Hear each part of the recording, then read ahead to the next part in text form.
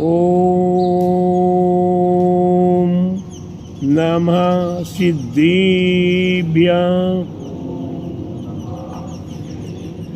मंगलम भगवान वीरो मंगलम गोतिमोगणी मंगलम कुंद्यार्यो जेन धर्मोस्तु मंगलम सर्वमंगल मांगल्यम सर्वकल्याणकारिकं प्रधानम सर्वधर्माणां जैनं जयतु शासिनं जैनं जयतु शासिनं जैनं जयतु शासिनं। बोला अहिंसामयी जिन धर्म की, बोले विश्व धर्म की, श्री मानव धर्म की, श्री वर्तमान जिन शासन के महावीर भगवान की, श्री दीक्षित नेमीगिरी नेमीनगर के मूल नायक श्री 1008 आदिश्वर प्रभु आदिनाथ भगवान की, आज द्वादशांग जीन वाणी माता की, आचार्य गुरुवर 108 परम तपस्विनचरी परमितिशी संत शिरोमणि 5 वर्ष की जल की त्यागी स्वतंत्रता सेनानी ज्ञान वृद्धि तपो वृद्धि वयो वृद्धि वात्सल्य मूर्ति आचार्य श्री 108 नेमी सागर जी महाराज की जय। महाराज की जय। भव्य आत्माओं, हमारे आचार्य जैसे न आचार्य महाराज अमृत कलश ग्रंथ के अंदर कहते हैं कि हम भव्य आत्माओं के लिए अगर परम पुण्य का संचय करना है तो सर्वप्रथम जिनकी जीवन में गुरु नहीं उनका जीवन शुरू नहीं, तो अपने जीवन में गुरु की अति आवश्यकता हुआ करती है। और फिर कहते हैं हमारे आचार्य महाराज कि गुरु क्या कर रहे हैं इस बात की ओर ध्यान मत देना, गुरु क्या कह रहे हैं इसे हृदय में उतार देना। समझ में आई बात? गुरु क्या कर रहे हैं उसकी ओर ध्यान नहीं देना, क्योंकि गुरु के समय के लिए किस समय में कौन सी स्थिति, कौन सी परिस्थिति, कौन सी हानि बीमारी, कौन कौन से अनेकों कारण हुआ करते हैं, जिन कारणों के कारण आपको कोई कार्य विपरीत दिखाई दे रहा हो। क्या दिखाई दे रहा हो? विपरीत दिखाई दे रहा हो, लेकिन वह विपरीत ना होते हुए भी आप अपने मन को विचलित कर सकते हैं। इसलिए आपके लिए कहा, श्रावकों के लिए कहा है, गुरु क्या कर रहे हैं उसका ओर ध्यान नहीं देकर गुरु क्या कह रहे हैं। बहुत गहराई की बात है, बहुत बड़ा चिंतन है ये। हमारे प्रभु तीर्थंकर समोषण के अंदर विराजमान हैं। कहाँ विराजमान है? समोषण का वैभव इतना अपार, इतना अपार, इतना अपार वैभव है कि उसे वैभव से बढ़कर कहीं दूसरी जगह वैभव प्राप्त नहीं हो सकता। ऐसी बहिरंग वैभव के धारक वे अधर्म में विराजमान हैं। हमें आश्चर्य लगेगा कि अच्छा अधर्म में कैसे ही, क्या जादू है, क्या चमत्कार है। लेकिन नहीं प्यारे बंधु, उन्हीं का वह महान पुण्य का योग है। हमारे गुरुदेव रिद्धिधारी महामुनिराज आकाशगामी विद्याओं के माध्यम से, रिद्धियों के माध्यम से अंकुर के ऊपर चलते चले जा रहे हैं, घास के ऊपर चलते चले जा रहे हैं, पत्तों के ऊपर से चलते चले जा रहे हैं, पानी के ऊपर से चलते चले जा रहे हैं। लेकिन हम संसारी व्यक्तियों को लगेगा ये दिगंबर साधु घास के ऊपर चल रहे हैं।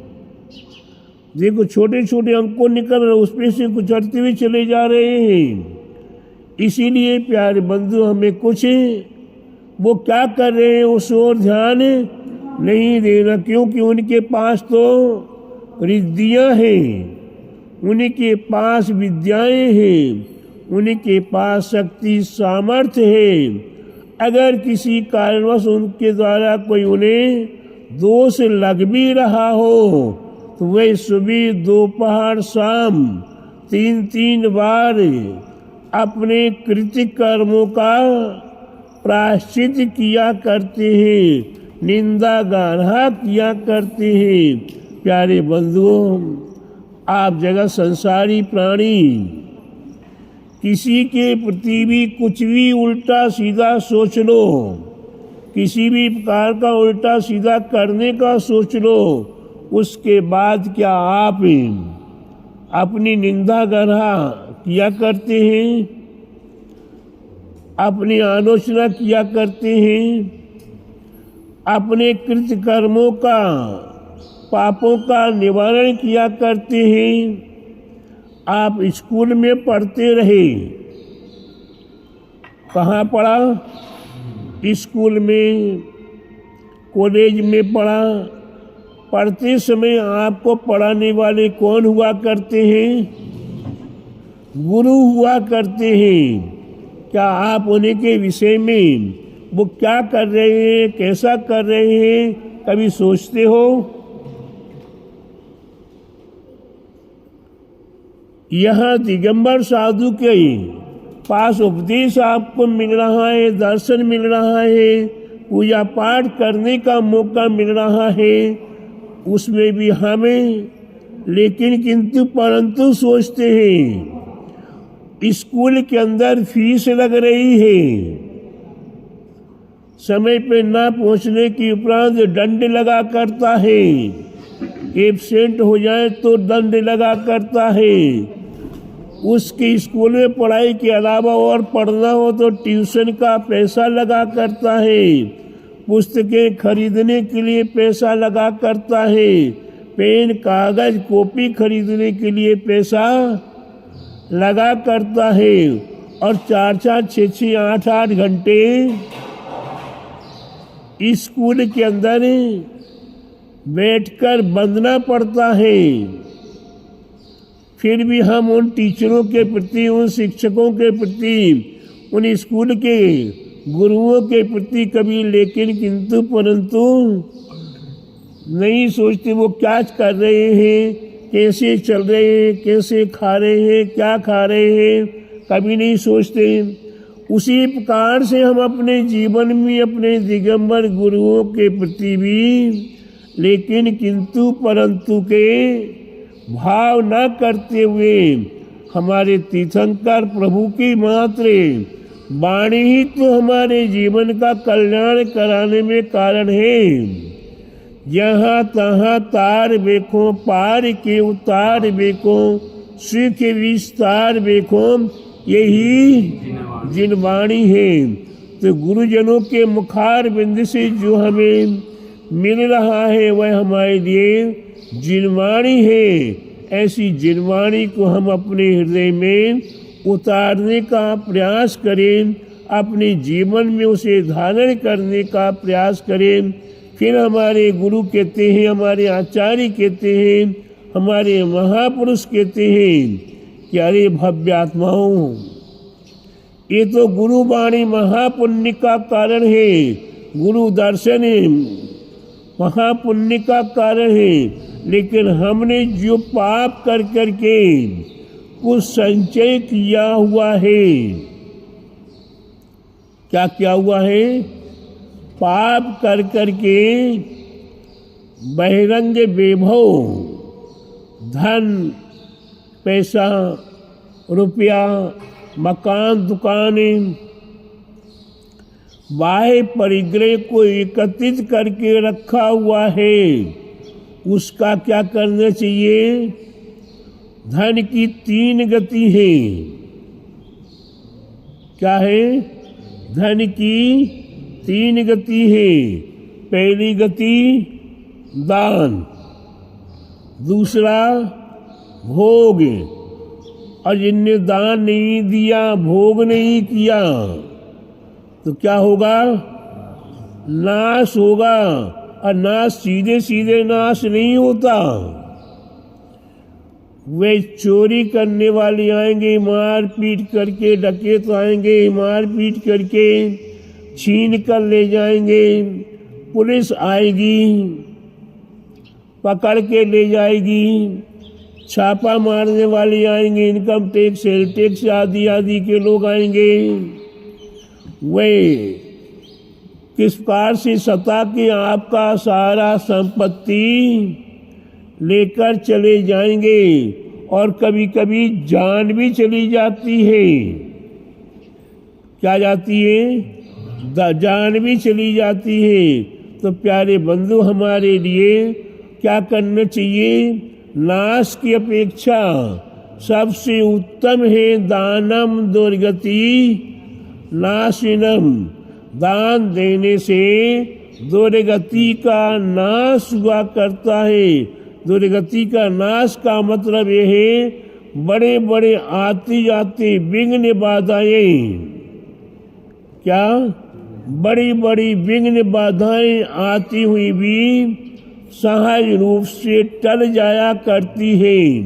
अभी आपके सामने बहन जी बैठी हुई हैं, इनके श्रीमान जी अभी आ रहे हैं, पीछे सामने गेट के पास ही हैं, अमृत जी, रीतू जी, ये लखनऊ से आए हैं।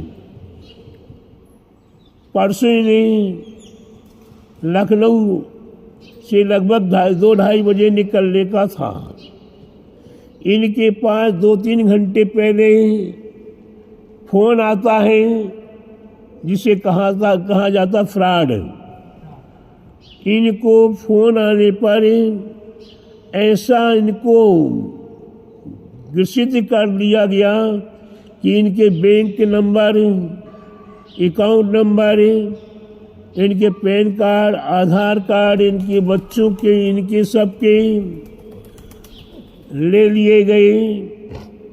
लगभग 2-2.5 घंटे तक इनके साथ में अब वो सीबीआई, वो ये नाना प्रकार से करते हुए इनका हाल ये कर दिया कि ये रोने धोने में लग गए। लेकिन इनका पुत्र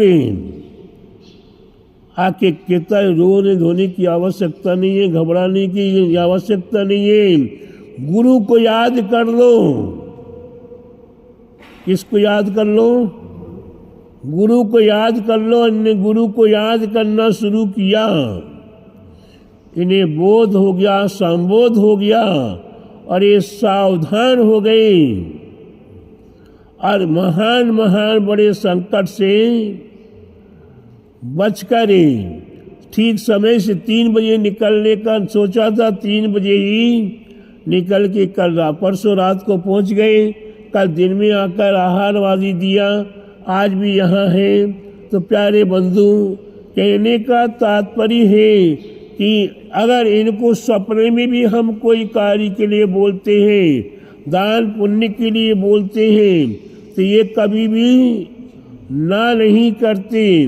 तो ऐसे दान पुण्य करने के लिए आपको मालूम है, ये नेमीगिरी किनके द्वारा बना हुआ है?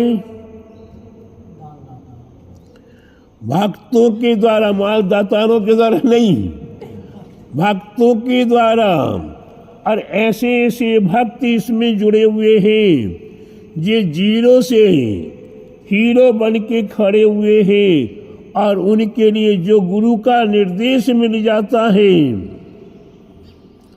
वह उसमें कभी भी पीछे नहीं हटते, चाहे वो आसाम के हो, चाहे नागालैंड के हो, चाहे गुजरात के हो, और चाहे उत्तर प्रदेश के हो, चाहे देश में किसी भी स्थान के भक्त हो, वे भक्त सहाय रूप से दान देने में तत्पर रहते हैं, क्योंकि दान देने से दुर्गति का नाश होता है। जो आगे गत्यांतर का दुर्गति का नाश होगा वे पशु और वह नरक और पशु में नहीं जाएंगे। तो प्यारे बंधुओं, आज के समय में भी बड़े बड़े विघ्न बाधाएं भी सहज रूप से टल जाया करती हैं। इसलिए प्रत्येक भव्यात्माओं को चाहिए कि अपना धन दान आदि में लगा कर अपने जीवन को सार्थक करें। और दान के विषय में कहा है, दान कितने प्रकार के होते हैं? कितने? जोर से हम उच्चारण सुनते हैं। 70 साल की उम्र हो गई है। कितने दान होते हैं भैया? 4। कौन कौन से? आहार दान, औषध दान, अभय दान और ज्ञान दान। ये 4 प्रकार के दान हैं। इन 4 प्रकार के दानों में सबसे श्रेष्ठ दान कौन सा कहा? आहार दान। आहार दान के लिए बहुत अच्छी बात कही है। आहार दान देने वाले का हाथ कहाँ होता है? ऊपर हुआ करता है, और लेने वाले का हाथ नीचे हुआ करता है। कितना महान पुण्य का सुसंयोग होता है वह कि हम गुरु के निकट हर समय तो गुरु से दूर दूर रहो, गुरु को छुओ मत, लेकिन आहार के समय में गुरु के निकट भी होते हैं। और गुरु के हाथों के ऊपर दातार का हाथ हुआ करता है। और सबसे बड़ा अगर रोग है प्रिंस भाई, सबसे बड़ा रोग कौन सा है? कैंसर का, हार्ट का, किडनी का, लीवर का ना, भूख के संबंधी सबसे बड़ा रोग है। जिसे आपको पूजा के अंदर 5वां द्रव्य चढ़ाते हो, वह कौन सा द्रव्य है? नैवेद्य। क्षुधा रोग विनाशनाई। वह क्षुधा कितनी खतरनाक है कि हम और आप विचार करें कि हमारा जब जन्म हुआ था और उस जन्म से लेकर आज दिन तक कितने वर्ष हमने व्यतीत कर लिए, कितने महीने व्यतीत कर लिए, कितने दिन व्यतीत कर लिए, और उसमें कितनी बार भोजन कर लिया। अगर ये सभी भोजन एकत्रित किया जाए तो पहाड़ के समान ढेर लग जाएगा।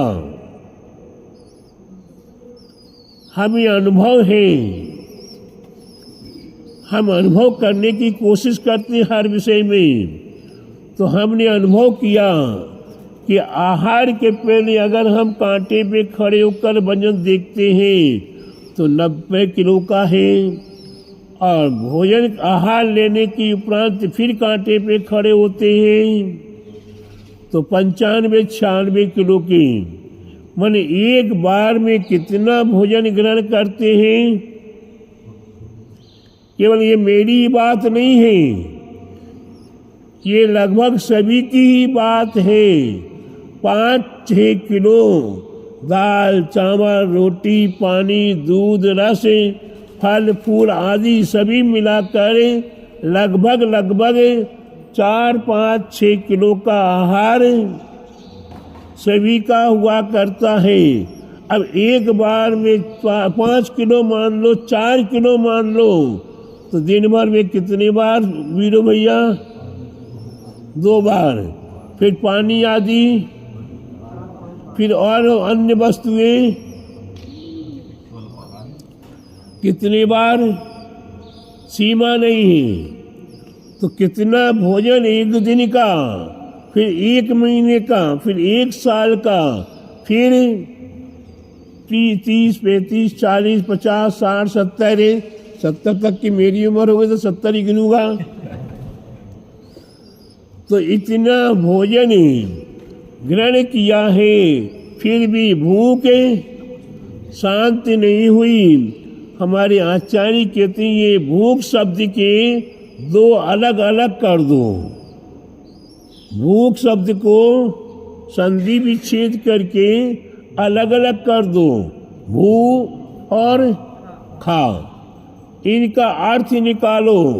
भू माने पृथ्वी, खा माने आकाश।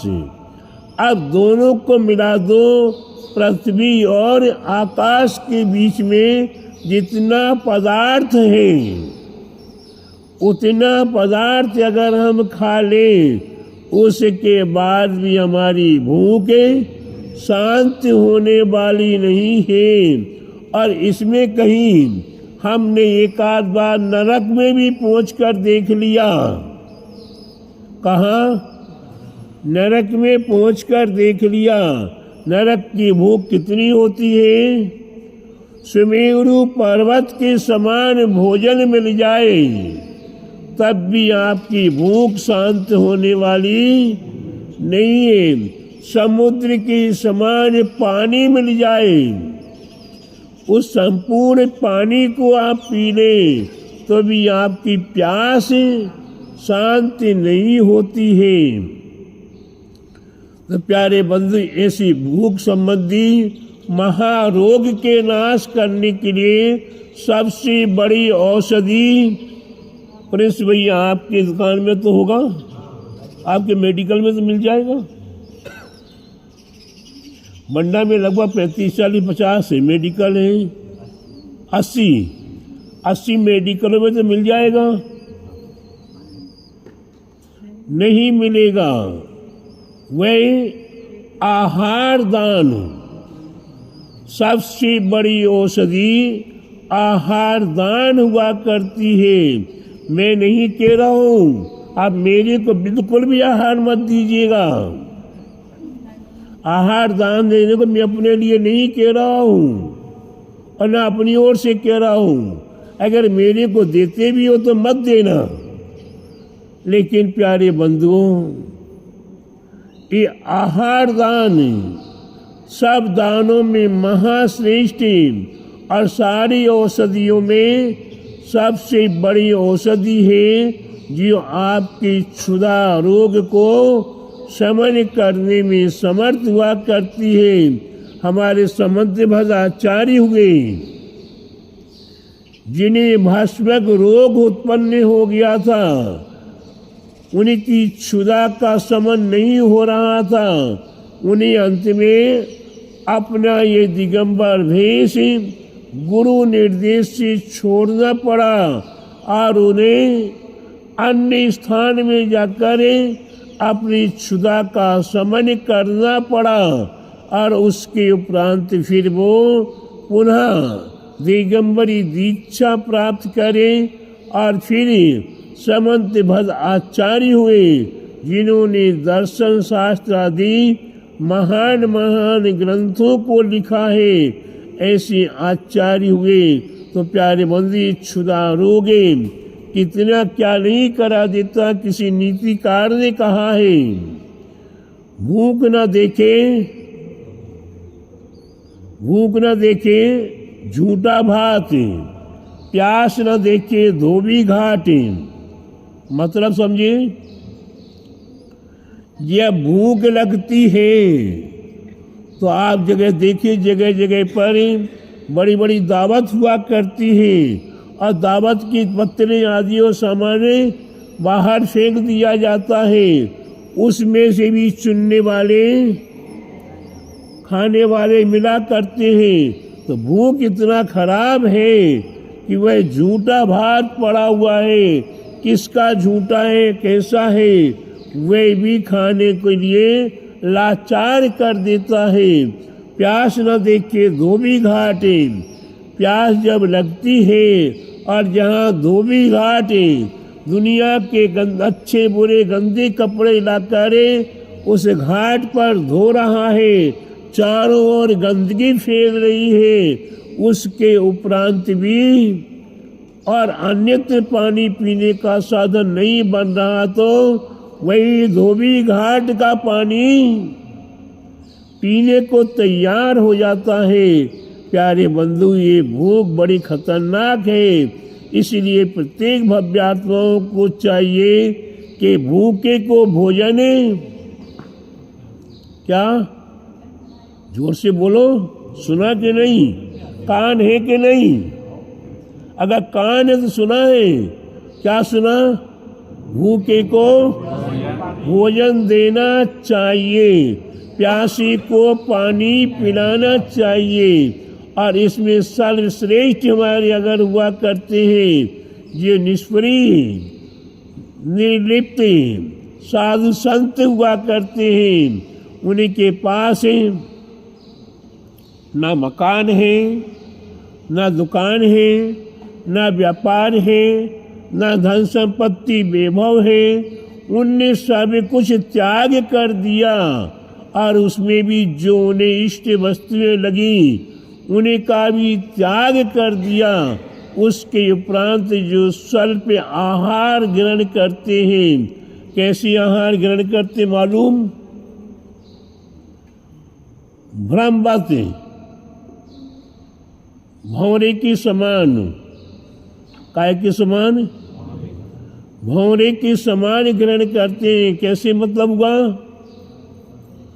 भौरा किसी फूल के ऊपर जाता है, उसे फूल का रस चूसता है, लेकिन फूल मुरझाता नहीं है। फूल के रस को पर्याप्त छोड़ते हुए रस को ग्रहण करता है। ठीक उसी प्रकार साधु किसी भी चौके में जब आहार ग्रहण करते हैं, तो वह सामने वाले दातार को भोजन प्राप्त हो, ऐसे भोजन को ग्रहण करते हैं, और स्वयं का भी पेट भर जाए और सामने वाले का भी पेट भरे।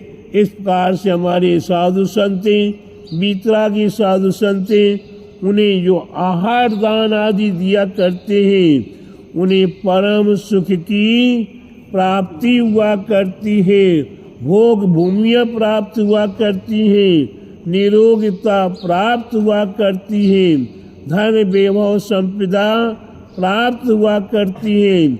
इसलिए प्रत्येक भव्यात्माओं को चाहिए कि वह अवश्य ही आहार दान आदि देकर अपने जीवन को सार्थक करें। बोले महावीर भगवान की जय, बोले दादासांग जीन वाणी माता की, बोले आचार्य गुरुवर 108 परम तपस्वी परम तेसी संत शिरोमणि 5 वर्ष के जल के त्यागी स्वतंत्रता सेनानी, ज्ञान वृद्धि तपो वृद्धि वयो वृद्धि वात्सल्य मूर्ति आचार्य श्री 108 नेमी सागर जी महाराज की जय।